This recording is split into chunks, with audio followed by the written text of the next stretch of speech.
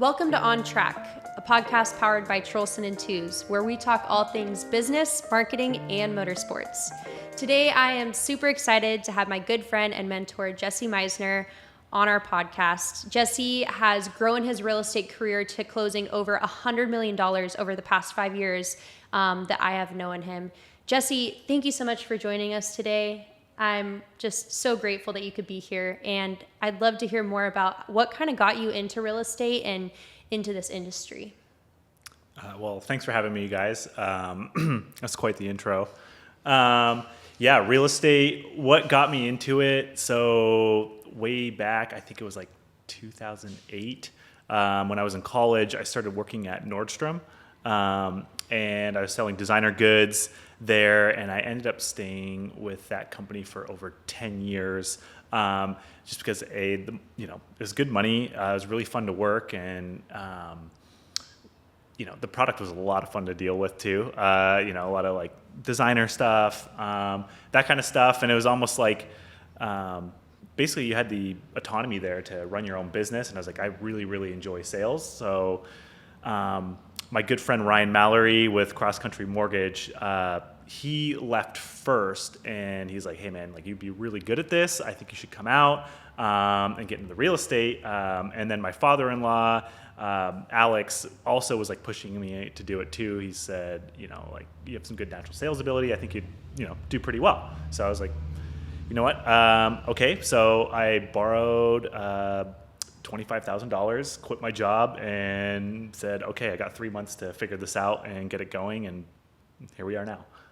Yeah, and you just like absolutely killed it. I think that one of the things that stands out most is you have a great routine. Like I think that I really admire that you are consistent in what you do.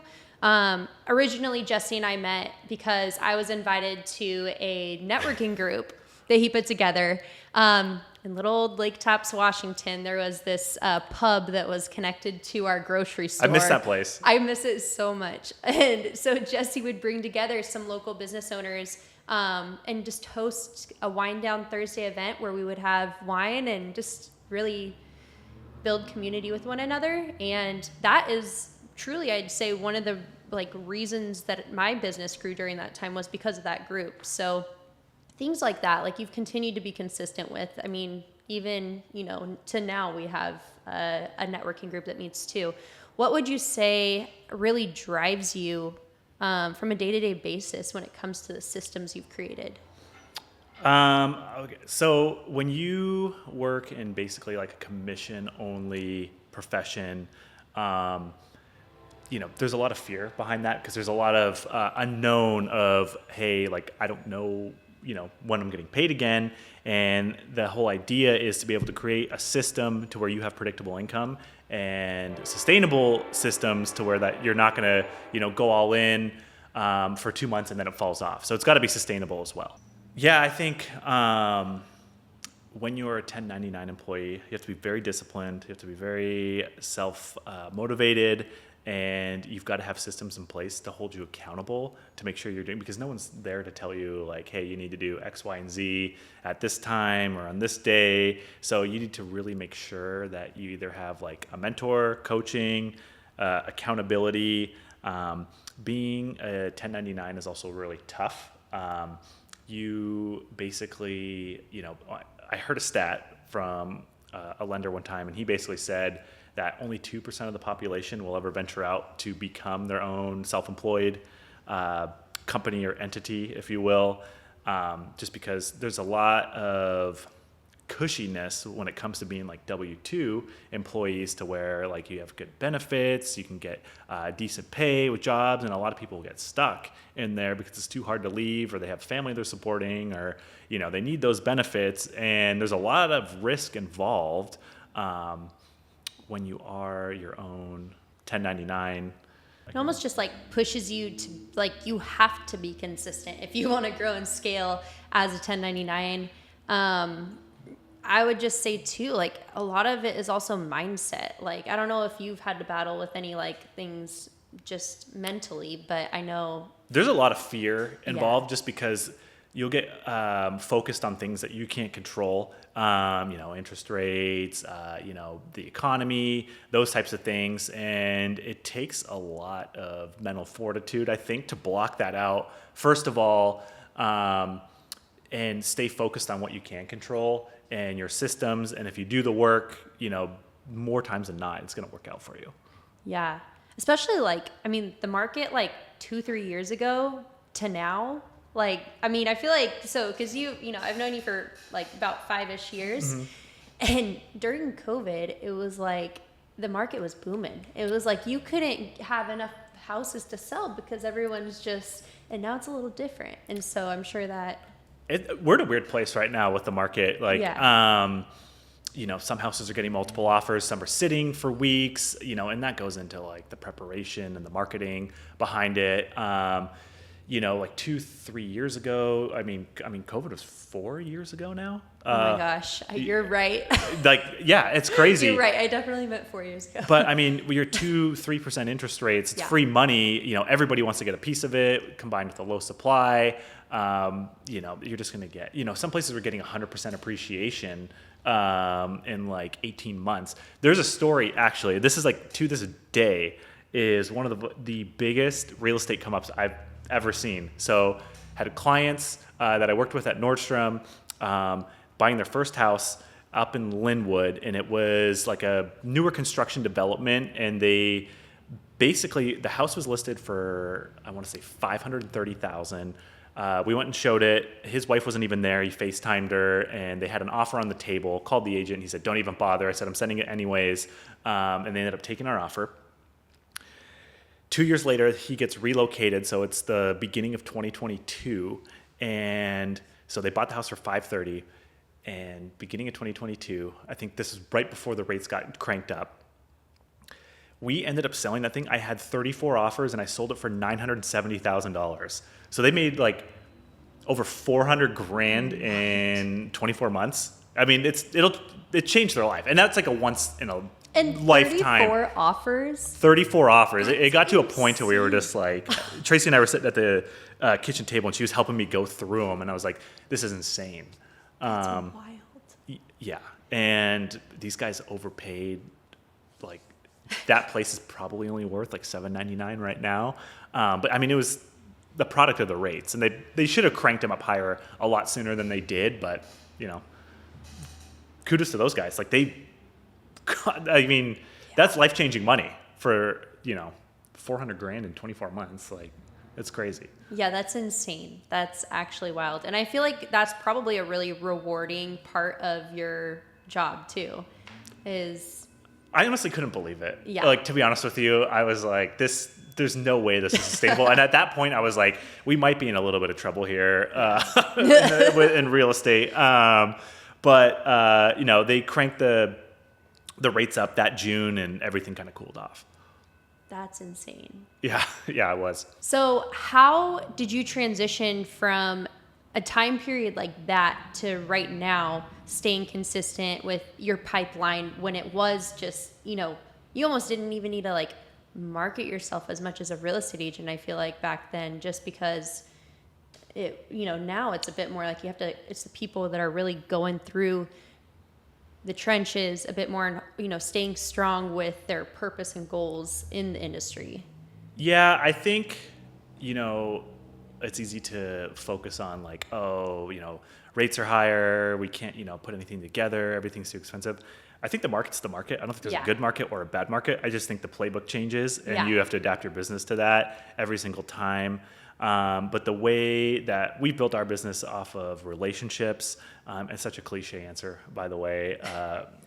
But all of our business to business has been huge, and that community supporting each other, getting referrals, hosting a lot of events with other business owners. It seems to be someone who I connect with a lot better. I guess maybe we can relate.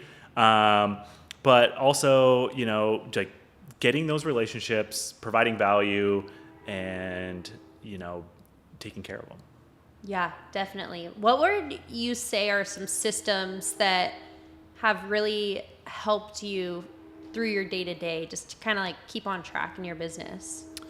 Yeah. So, I've done quite a bit of coaching programs and everything, but I would say tracking everything. So like I track every single metric. I track everything from, how many phone calls I'm doing, who I called when. And then I have theme days that I go through for all my clients. Like Mondays are dedicated for calling all of my VIP business referral partners, checking in, seeing if I can bring any value, how I can help them out. Tuesdays, I call all of my clients just to check in. It's called Tuesday Update Day. So if you work with me, at least every Tuesday and Friday, you're going to hear from me, even if I have nothing to tell you. But clients seem to really like that. When I call them, they're like, oh yeah, it must be Tuesday. Yeah, we can't wait to hear from you.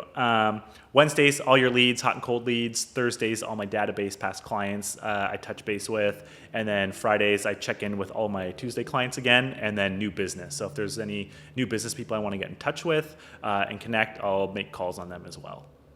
How do you, as you're growing your business and your systems, are there, like, what's kind of like the way that you integrate new things into your routine or choose to take things out or adapt? So right now, and I've been struggling with this I've been at this point probably for way too long, but like the last 24 months, like I need to hire somebody. And I'm spending too much time in the business doing things that aren't generating new leads, new business, because I'm, in my emails. I'm calling a lot of contractors. So I've got, an estate business now that I've been working on to where we're kind of doing mini flips on estate properties and helping them get them ready for market. So I'm spending a lot of time calling contractors, doing that stuff to where I could still be doing double of my normal prospecting activities, phone calls, client care, and I need someone to basically jump in and handle all of that. I guess we call it red time. So all of those activities is basically, taking away from growing right now. Yeah. And it's scary because you're essentially, like, you bring someone on, you're in charge of their livelihood, their income. And if, the market turns, which, as I said before, I'm kind of going back on what I said, that there's no bad market, the playbook changes. But I guess if you don't adapt fast enough to where the market changes and you have to like fire somebody, I don't want to have that over my head. So it's a very scary place to be in, but I know I'm ready for it. And I just got to make that jump. So you heard it here first. Jesse's hiring an assistant. Just sure. kidding. Send me a DM. That is a really hard place to be in. But honestly, like, your time is so valuable because at the end of the day, it's like that time that you're spending doing X, Y, Z could be spent on prospecting or, just even like ironing things out with your current clients. Yeah, and they always take priority. Like, any current clients are always, no matter if I'm staying up till like 10 or 11 at night, that's getting done.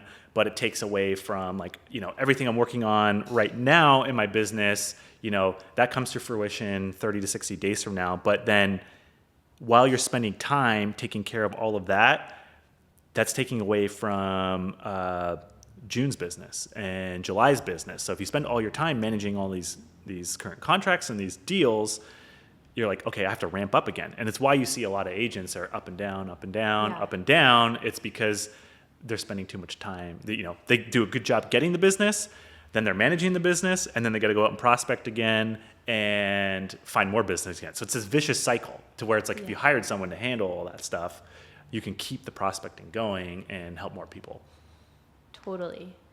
Where do you see yourself like in the next 5 years? I know that you're definitely someone, you actually met with me and helped and mentored me through some kind of manifestation and just writing letters to your future self and stuff. Where would you see yourself in the next 5 years in this business? So actually I need to revisit that and I'm going through some changes right now with my business. But one of my mentors, Saul, when I first got in the business, first thing he said was, okay, would you sit down and write a letter to yourself 5 years in the future, where you live, what you're doing, how many families you're helping, and just visualize that. And at first I was like, what is he talking about? Like am I going to write Dear Jesse? And all that. And I was like, let's just do it. So I did it, and everything that I wrote down happened. So I'm a big proponent of manifestation. It sounds kind of woo-woo, but I think affirmations are huge. Creating those new neural pathways in your brain, because I think we're all, genetically inclined to be somewhat negative or pessimistic about a lot of things. And I think if you actually teach yourself to not be that way, you are capable of doing whatever you want to do. There was a thing too to where I was helping only buyers, and I was like, you know what, I really want to get listings, just because you want to be the big shot with the nice listings and all that. Your stereotypical big time real estate guy. But so I wrote on a piece of paper, I am a listing agent. I am a listing agent, 100 times in a row. And I put it on my board, and every morning after did my emails and everything, I went over there and I stared at it, and then I started saying it out loud. This is gonna sound insane, but now I'm 99% listings. I love that. I don't know what the science or wizardry or whatever you want to call behind it, but it works. Try it out. If you have a goal, I don't know, give it a shot. No, it's so true. And I'm just a firm believer that if you envision something, you're planting a seed in your head for it to happen. If you don't actually envision something, I had a coach back in high school that would always tell us to dream in color before I pole vaulted. So before we had a track meet, he'd tell us to dream in color, and that stuck with me so much throughout life. If you envision and dream in color, then you're envisioning it happening in real life. And it's, in many cases, like you said, it comes to fruition. If you can envision yourself in that dream car, you envision yourself, getting that client, you're more than likely another step ahead to get that person. Well, I tell Tracy all the time, it's I go, I feel like I'm in the Matrix, because I'll say one thing and then all of a sudden it'll happen, and I'm like, okay, this is weird. Well, and the more you put yourself around the right people too, you're obviously great at networking. So the more you place yourself around and closer to that goal and dream, the more likely it's going to happen. No, I totally agree. Yeah, that's awesome. How do you balance, speaking of Tracy, Jesse has the most beautiful family, Tracy and Madison. Tell me a little bit about how you balance, just the dad life and husband life with work. Is there anything that any advice you can share on that? No, I'm a terrible example. I have no boundaries. If you're my client, you can get a hold of me at 11 o'clock at night. So I think, I was at a coaching summit. I think it was the Miami one. We were down there, and they started doing this thing okay, just take 10 minutes at the end of your day, and they call it end with order. So now I just do a big brain dump at the end of my day, and I put it into my CRM. Anything that will keep me up at night or, give me anxiety, and I'm like, oh, I gotta remember to do that. I just plug everything in, 10 minutes at the end of the day, and I can go on with my life. And the other thing is at some point it gets to, you'll get to a spot to where there's always something you can be working on. There's always a deal you can be working on. And at some point it's okay, well, I could work on this tomorrow morning and nothing's going to happen. The world's not going to end. No deal's going to blow up. So I think setting boundaries, Tracy likes to just say, hey, you're done at 7 tonight. How much more do you have left to do? And, sometimes I've been known to dawdle and, that kind of stuff. But, I think just giving yourself a hard out, and then getting back to it the next day so you can have rest and spend that time with your wife and daughter. And the benefit, of being 1099 is, I never have to miss any of Maddie's volleyball games, her practices. You can work when you want to work. It's just, make sure you're efficient. Yeah, that's awesome. What would you say, I guess in your spare time, what do you enjoy most? I know you golf a ton. Yeah, love golf. I could play every single day if I wanted to. It's a problem. And then I watch a lot of sports, a lot of live sports. I played hockey for 20 years growing up in Canada. You kind of have to. So right now, playoffs are dominating the TV at home. And then spending time with Maddie, Tracy, going out to eat. Love going out to restaurants. Yeah. Being that you're from Canada, are you a big Lance Stroll fan? Or... It kind of it changes. So like I'll watch an episode and I'll be like, oh, this guy's my new favorite driver. And then the next episode, no, I like him. So like, yeah, I'm a big Drive to Survive fan. I can't get enough of it. Even got to a point to where like I was like, I'm going to become an F1 fan. I woke up at like 5 a.m. to watch one of the races, and I sat on the couch and I was like, what am I doing? And then I went back to bed and I was like, I'll just watch it when it comes out in the season. Netflix makes it way better anyways. That's so funny. Yeah, no, being like an F1 fan that gets up for their races is not for the tired, I will say. I won't say the weak because you're not a weak person, but it's not for those that are tired. I'd say I like Daniel Ricciardo. That's my guy. I like Daniel. Yeah. Something about his smile and just, yeah. Definitely a good pick there. Do you have, since we have worked together, have had some pretty awesome cars.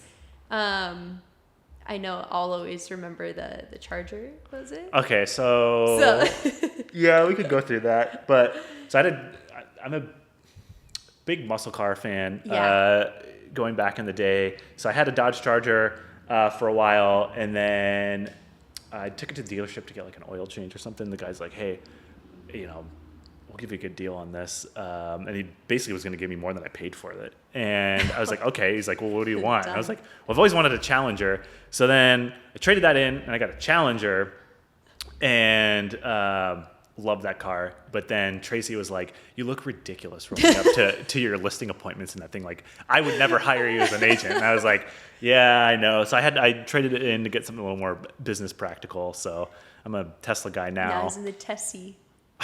Yeah. They're fast. They're like surprisingly fast. I got it to be practical for a work car, and I was like, it'll be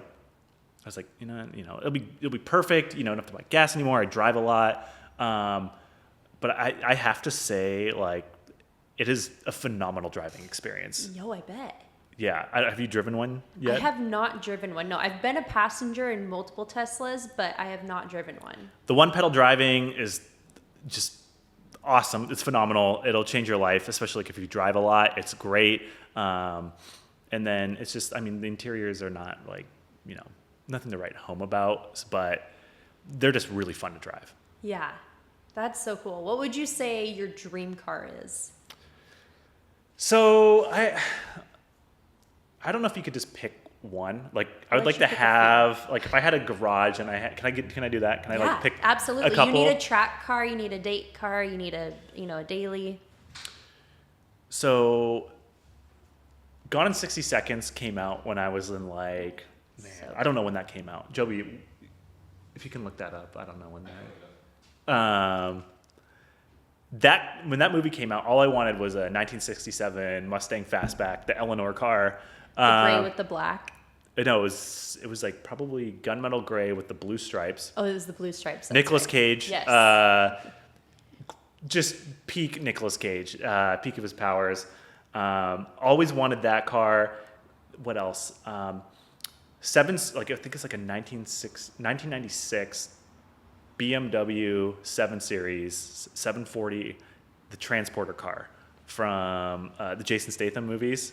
Loved how boxy that looked. Kind of like your classic BMW. Date car. I don't know. I'd probably like a Model S plaid. Now that I know it's such a again fast. Not a great answer just because there's a lot of hate for Teslas, but when you just drive one and you'll be like, okay, they're a lot of fun. I kind of like G-Wagons too. I know they're not practical at all. I could see you 8 miles to the gallon. But I just love the look of the car, how boxy it is. And what is your dream car? You're into a lot of classics. I like your taste. My dream car is I like Cruella de Vil vibes. Like that's always been my favorite thing. So like an old Silver Cloud Rolls Royce drop coupe. Like I want to be in a boat driving down the road. Yeah. With some like Prada black sunglasses on. Something about You open the that door is and the boot, you see the boot hit the, yes, yeah. I just love that. I don't know, but I'm between that. I love the Mercedes 300 SL. I Classic. think it's just a classic. Yeah. Also, like, I mean, I feel like everybody says this, but track car wise, like a Porsche GT3 RS would be dope. But I also do like the classic Porsches, like more like a 69 era kind of Porsche, I'd say. But honestly, my list could go on and on. I also really love the Audi RS6. I just think that it's like black on black with but caramel on the inside. It's like the perfect grocery getter. I always wanted to, I don't know why, but get an all black El Camino and restore it, gloss black paint, driving down back roads to my in-laws' house. Like you get the mountain view. Like I just think it'd be really cool. That would be so sick. Yeah, I like a lot of the classic stuff. So I was never into like Fast and Furious came out and like all my friends wanted like what was it? Nissan 240 SXs. That was like a huge car for us in high school because everyone could drift in them really well. Yeah. And then Mitsubishi had a moment there. The Eclipse. So like the 1996 Mitsubishi Eclipse with the had like the bump on the hood. Bump on the hood. And then everybody wanted had a Honda Civic and they put Underglow and all that stuff. I'm probably aging myself. Did you have Underglow? No, I drove beaters in high school. Okay. So yeah, I just no. I wanted though so bad to have that. That's so cool. Well, if you could leave everybody with a piece of advice, what would that piece of advice be? For just business, life, Everything. I would say focus on what you can control. Have someone that holds you accountable to whatever you want to do. I don't think you can really achieve anything at the highest level without having either a coach or a mentor or some sort of accountability system to keep you on track. Otherwise, it's too easy to get sidetracked and, find some new shiny object to go after. And stay positive and be grateful. I love it. Awesome. Well, Jesse, thank you so much for joining us and coming on today. I'm just super grateful for you and your friendship, and you provided a lot of value in this. So thank you. Yeah, I appreciate you guys having me out here. I think guest number 2. So it'll be fun to see. We're bringing the heavy hitters really, yeah, really early on. I don't know about that, but oh yeah. Yeah, I'd love to come back anytime you guys want. Awesome. Thank you so much. Yeah, you're welcome.